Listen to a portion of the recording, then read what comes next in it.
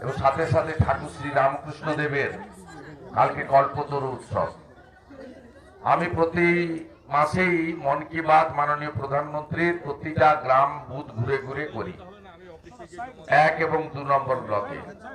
আমি যেহেতু অন্য প্রোগ্রামে পূর্ব মেদিনীপুরের বাইরে ছিলাম, আপনাদের এখানকার যে ধর্মীয় অনুষ্ঠান সেখানে যোগ দিতে পারিনি, তাই আজকে আপনাদের সকলের সঙ্গে আমি মিলিত হলাম এবং আমার মাতৃমণ্ডলীকে আমি কিছু শীতের উপহার দিয়ে গেলাম।